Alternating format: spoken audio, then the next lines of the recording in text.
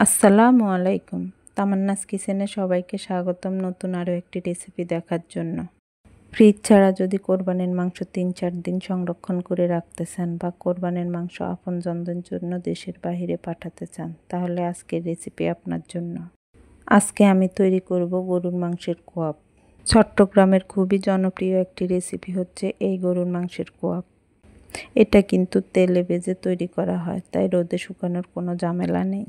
মাংসের এই কোয়াবগুলো কিন্তু ফ্রিজ ছাড়া ৩-৪ দিন ভালো থাকবে, তাই এই কোয়াবগুলো বানিয়ে দেশের বাইরে প্রিয়জনদের জন্য পাঠাতে পারেন। তাহলে চলুন আর দেরি না করে রেসিপিটা শুরু করি। মাংসের কোয়াব বানানোর জন্য আমি এখানে 1/2 কেজি পরিমাণে গরুর মাংস নিয়েছি। আমি এখানে হাড্ডি ছাড়া শুধু মাংস নিয়েছি। সামান্য পরিমাণ চর্বি থাকলে তাতে সমস্যা নেই। আর কোয়াবের জন্য মাংসের পিসগুলো একটু বড় করে কেটে নিতে হয়। আপনি চাইলে ছোট করেও নিতে পারেন, তবে কোয়াবের মাংস একটু বড় করেই নিতে হয়। এইবার আমি মাংসের মধ্যে দিয়ে দিব 1/2 টেবিল চামচ আদা বাটা, দিয়ে দিব 1/2 টেবিল চামচ রসুন বাটা, জিরার গুঁড়া দিয়ে দিচ্ছি 1/2 চা চামচ, গোলমরিচের গুঁড়া দিয়ে দিচ্ছি 1/2 চা চামচ, ধনিয়া গুঁড়া দিয়ে দিচ্ছি 1/2 চা চামচ, গরম মশলার গুঁড়া দিয়ে দিচ্ছি 1/2 চা চামচ, লাল মরিচের গুঁড়া দিয়ে দিব 1/2 চা চামচ, হলুদ গুঁড়া দিয়ে দিব 1/4 চা চামচ, আর দিয়ে দিব স্বাদ মতো লবণ। আমি 1/2 চা চামচ দিয়েছি। এইবার সবগুলো মশলা খুব ভালোভাবে মাংসের সাথে মেখে নিতে হবে, কারণ মশলাটা মাখিয়ে আমি মাংসটাকে কিছুটা সময় রেস্টে রেখে দিব। তাই এই মাখিয়ে নেওয়ার কাজটা একটু ভালোভাবে করতে হবে। এই কোয়াবটা তৈরি করা একেবারেই সহজ, আপনারা পুরো রেসিপিটা দেখলেই বুঝতে পারবেন। এই মাখিয়ে নিতে যত ঝামেলা, তারপর কিন্তু আর কোনো ঝামেলা নেই। মাংসগুলোকে আমি এইবার একটা ঢাকনা দিয়ে রেস্টে রেখে দিব 2 ঘন্টার জন্য। চাইলে ফ্রিজেও রেখে দিতে পারেন, আবার বাহিরেও রেখে দিতে পারেন। 2 ঘন্টা পর মাংসটাকে একটা প্যানে নিয়ে নিচ্ছি।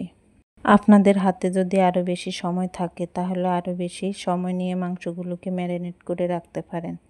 যত বেশি সময় নিয়ে মাংসটাকে ম্যারিনেট করে রাখবেন, মাংসটা কিন্তু তত বেশি সফট হবে আর তাড়াতাড়ি সিদ্ধ হয়ে যাবে। এইবার মাংসটা সিদ্ধ করার জন্য আমি পরিমাণ মতো পানি দিয়ে দিচ্ছি। সিদ্ধ করার সময় মাংস থেকেও কিছু পানি বের হবে, তাই পানিটা বুঝিয়ে দিতে হবে, যেন মাংসগুলো খুব ভালোভাবে সিদ্ধ হয়, আবার এর মধ্যে কোনো পানিও না থাকে। যেহেতু মাংসের পিসগুলো একটু বড় করে কাটা, তাই পানির পরিমাণটাও একটু বেশি লাগতে পারে। মাংসের পানি শুকানোর পর যদি আপনার কাছে মনে হয় মাংস সিদ্ধ হয়নি, তাহলে আবারও কিছুটা গরম পানি অ্যাড করে দিতে পারেন। তাছাড়া আপনারা চাইলে এই মাংসগুলোকে প্রেসার কুকারের মধ্যে দিয়েও সিদ্ধ করে নিতে পারেন। এই যে দেখেন, মাংসের সম্পূর্ণ পানি শুকিয়ে গিয়েছে, মাংসের মধ্যে এখন আর কোনো পানি নেই, আর এই মাংসগুলো খুব ভালোভাবে সিদ্ধ হয়ে গিয়েছে। এইবার মাংসগুলোকে চুলা থেকে নামিয়ে নেব। এইবার গরুর মাংসের কোয়াবগুলোকে ভেজে নেওয়ার পালা। আর এই কোয়াবগুলো ভাজতে হয় গরুর চর্বি দিয়ে, তাই আমি এখানে 1 কাপ পরিমাণ গরুর চর্বি দিয়ে দিয়েছি। চর্বিটা ভালোভাবে গলে গেলে একে একে মাংসের টুকরোগুলো দিয়ে দিব। যেহেতু মাংসগুলো সিদ্ধ করা, তাই এগুলোকে ভাজতে খুব বেশি সময় লাগবে না। চারপাশ থেকে সুন্দর একটা কালার চলে আসলে এগুলো ভাজা হয়ে যাবে।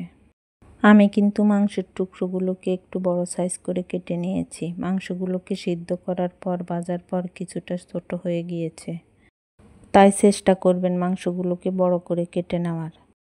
আমি মাংসগুলোকে এপাশ ওপাশ করে 10 মিনিটের মতো ভেজে নিয়েছি। মাংসের মধ্যে সুন্দর একটা কালার চলে আসলে আমি এগুলোকে উঠিয়ে নেব। মাংসগুলোকে ভেজে নেওয়ার পর সুন্দর একটা কালার আসবে, দেখতে অনেকটা কালাভুনার মতো, আর অনেক বেশি লোভনীয় লাগবে। বাস তৈরি হয়ে গেল মাংসের কোয়াব বা তেলাইন্না কোয়াব, যে যা বলেন না কেন। মাংসের কোয়াবগুলো দেখতে কতটা সুন্দর আর লোভনীয় হয়েছে। মাংসগুলোকে উপর থেকে দেখতে মনে হয় অনেক বেশি ড্রাই, তবে ভিতরে অনেক বেশি জুসি, সফট এবং অনেক মজার। এই মাংসের কোয়াবগুলো পান্তা ভাতের সাথে খেতে কিন্তু অসাধারণ লাগে। অবশ্যই একবার ট্রাই করে দেখবেন। 3 থেকে 4 দিন নর্মাল টেম্পারেচারে মাংসগুলো ভালো থাকবে। তাছাড়া নর্মাল ফ্রিজে রেখে দিলে অনেক দিন ভালো থাকবে।